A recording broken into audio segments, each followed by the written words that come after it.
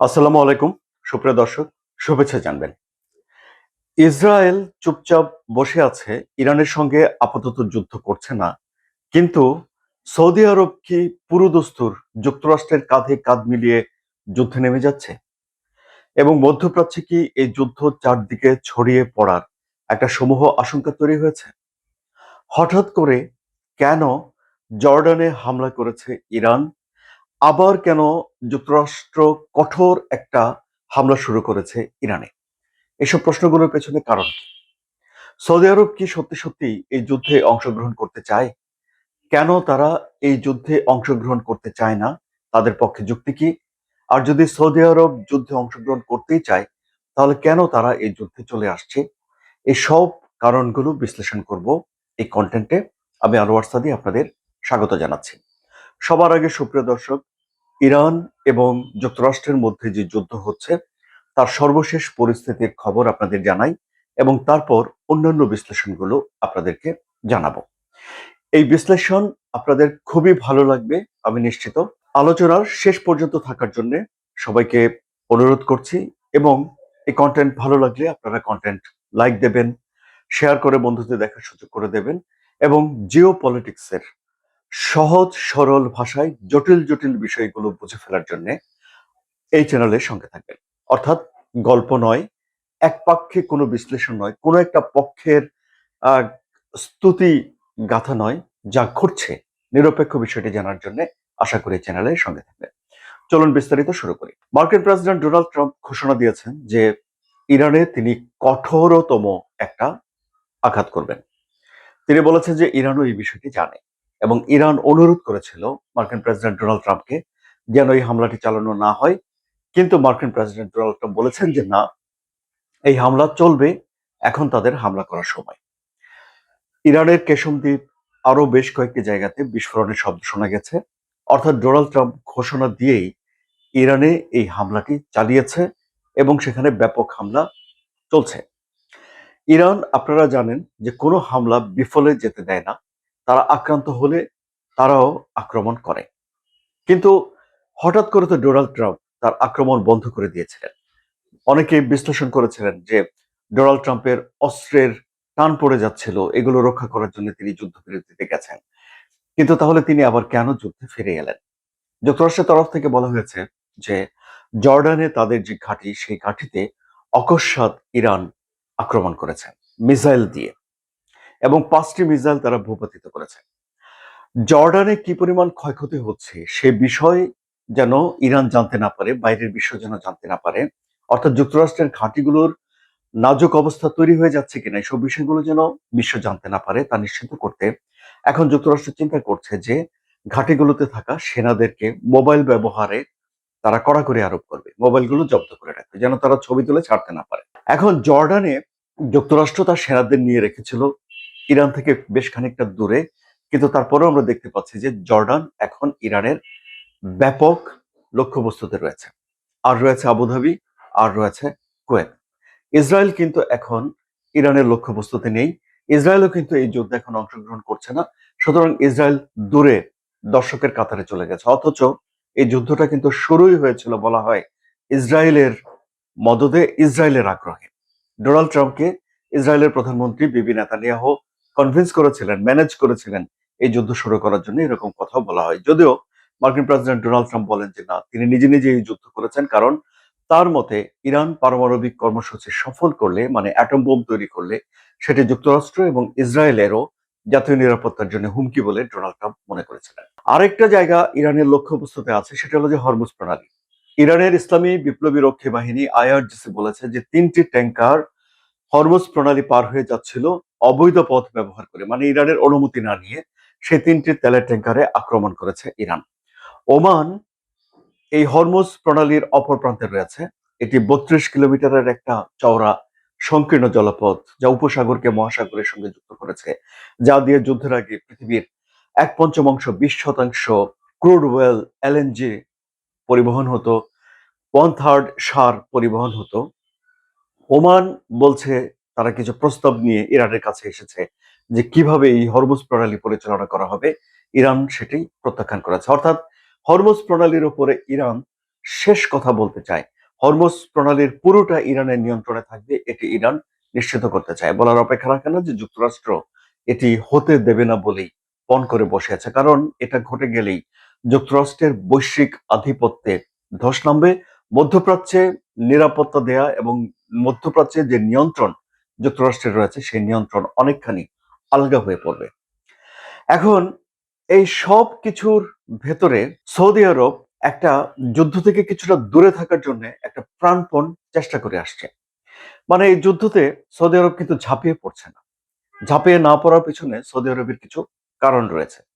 কি কারণ সেটি এবার আমি আপনাদেরকে বলি। সৌদি আরব রাজতন্ত্র, সেখানে যুবরাজ এমবিএস মোহাম্মদ বিন সালমান তিনি মূলত দেশটাকে পরিচালনা করেন।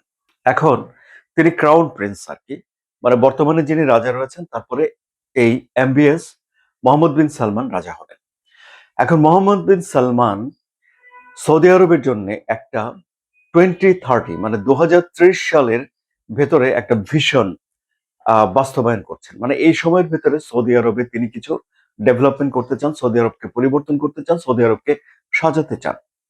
এই সাজানোর মূল লক্ষ্য হলো যে সৌদি আরবকে তেলের উপরে নির্ভরতা থেকে সরিয়ে এনে অন্যান্য সেক্টর, ডেটা সেন্টার, এআই বা আধুনিক ব্যবসা বাণিজ্য ব্যবস্থাপনার মাধ্যমে একটা অন্যরকম সৌদি আরব হিসেবে গড়ে তোলা, যেখানে তারা তেলের উপরে পুরোপুরি নির্ভর করবে না।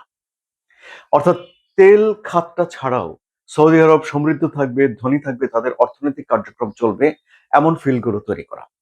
এখন এরকম ফিল্ড যদি তৈরি করতে হয় তাহলে সৌদি আরবে প্রচুর পরিমাণে বৈদেশিক বিনিয়োগ লাগবে। মানে বিদেশ থেকে গিয়ে সৌদি আরবে বিনিয়োগ করতে হবে এবং সেখানে কলকারখানা বা সেবা সেক্টর অনেক কিছু ডেভেলপ করতে হবে। এখন বিদেশি বিনিয়োগ আকৃষ্ট করার অন্যতম প্রধান শর্ত হলো যে রাজনৈতিক স্থিতিশীলতা এবং দেশে একটা শান্ত পরিবেশ। যদি সৌদি আরব যুদ্ধে জড়িয়ে থাকে, হামলার হুমকি থাকে, তাহলে বিদেশি বিনিয়োগ সেখানে যাবে না এবং 2030 এই লক্ষ্যমাত্রা অর্জন করা সৌদি আরবের জন্য কঠিন হয়ে পড়বে।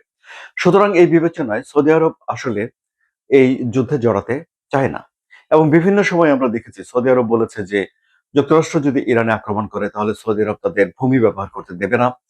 আবার হরমুজ প্রণালীতে যখন প্রজেক্ট ফ্রিডম চালু করতে গিয়েছিলেন মার্কিন প্রেসিডেন্ট ডোনাল্ড ট্রাম্প, তিনি ঘোষণাও দিয়েছিলেন এবং একদিন পর তাকে ফিরে যেতে হয়েছিল, কারণ সৌদি আরব বলেছে তার ঘাঁটি ব্যবহার করতে দেবে না। সুতরাং এই যুদ্ধে জড়িয়ে পড়ার বিষয়ে সৌদি আরবের এক ধরনের অনাগ্রহ রয়েছে। সৌদি আরব চায় না, এটি স্পষ্ট বোঝা যাচ্ছে। কিন্তু এখন পরিবেশ পরিস্থিতি এমন হয়ে উঠেছে যে সৌদি আরবই বরং যুক্তরাষ্ট্রের সঙ্গে কাঁধে কাঁধ মিলিয়ে যুদ্ধে জড়িয়ে পড়ার আশঙ্কা তৈরি হয়েছে। যে কাজটি সৌদি আরব করেছে ইরাকে, ইরাকে যে ইরানের সমর্থিত মিলিশিয়া গ্রুপ রয়েছে তাদের ঘাঁটিতে সৌদি আরব অ্যাটাক করেছে, যুক্তরাষ্ট্রের সঙ্গে কাঁধে কাঁধ মিলিয়ে একটা যৌথ অভিযান চালিয়েছে এবং সেই যৌথ অভিযানে 20 জন তাদের সেনা মারা গেছে। সুতরাং 20 জন যেহেতু মারা গেছে, কাজে সেই মিলিশিয়া গ্রুপ তো এখন প্রতিশোধ নেবে, কাজে এখানে একটা উত্তেজনা বাড়লো। তাহলে সৌদি আরব কেন এই আক্রমণটা করতে বাধ্য হলো বা কেন করলো? কারণ সৌদি আরবের সবচেয়ে বড় যে তেল শোধনাগার রয়েছে, অর্থাৎ ক্রুড ওয়েল থেকে অকটেন, পেট্রোল ইত্যাদি নানা রকম প্রোডাক্ট তৈরি করার যে সবচেয়ে বড় শোধনাগার রয়েছে, সেই শোধনাগারটি ড্রোন হামলার শিকার হয়েছে এবং সেখানে আগুনের কুণ্ডলী দেখা গেছে। তো হুতিরা সেখানে আক্রমণ করেছেন বলে একটা ধারণা করা হলেও সৌদি আরব নানা রকম হিসাব নিকাশ করে বের করেছে যে এই আক্রমণটা করেছে ইরাকের এই মিলিশিয়া গ্রুপ। এবারে যে প্রথম সৌদি আরবে ইরাকের মিলিশিয়া গ্রুপ আক্রমণ করেছে তা নয়, 2019 সালেও সৌদি আরবের এই তেল শোধনাগারে এবং আরেকটি তেল স্থাপনায় এই মিলিশিয়া গ্রুপ অ্যাটাক করেছিল। তখন সৌদি আরবের, মানে 2019 সালের কথা বলছি, তেল রপ্তানির অর্ধেক কিছুদিনের জন্য বন্ধ হয়ে গেছিল।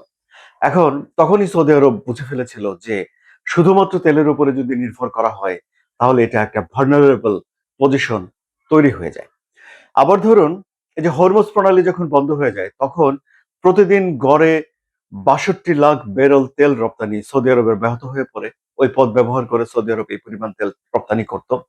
কিন্তু তারপরেও সৌদি আরবের অবস্থা খুব একটা নাজুক হয়নি, কারণ সৌদি আরব একটা পূর্ব পশ্চিম পাইপওয়েল তৈরি করেছে, পাইপলাইন বানিয়েছে, যে পাইপলাইন দিয়ে তারা ইয়ানবো বন্দরে এনে তেলগুলোকে প্রতিদিন ধরুন 50 লাখ থেকে 70 লাখ ব্যারেল তেল এনে জাহাজে তুলে এগুলো বিশ্বের বিভিন্ন দেশে পাঠাতে পারত। এখন এই জায়গাতে এসেও সৌদি আরবের তেল রপ্তানির উপরে আঘাত এসেছে। কেন? কারণ হলো যে ইয়েমেনে হুথি বিদ্রোহীরা তারা সৌদি আরবের তেল রপ্তানির উপর এক ধরনের নিষেধাজ্ঞা আরোপ করেছে, অবরোধ আরোপ করেছে।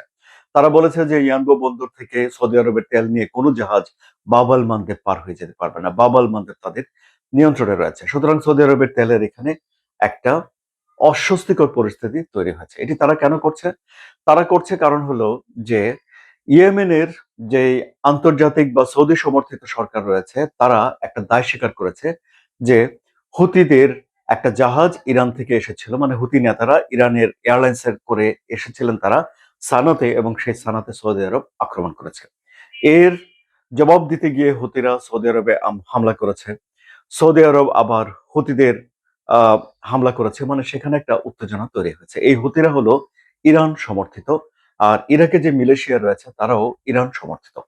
সুতরাং দেখা যাচ্ছে যে সৌদি আরব আসলে ইরান সমর্থিত দুটি গ্রুপের বিরুদ্ধে এখন যুদ্ধে জড়িয়ে পড়েছে, বা হামলা পাল্টা হামলার একটা রসায়নের ভিতরে তারা জড়িয়ে পড়েছে। প্রকারান্তরে এটি ইরানের সঙ্গে সৌদি আরবের সম্পর্ককে নষ্টই করবে, বরং ভালো করবে না, এটা মোটামুটি ভাবে নিশ্চিত।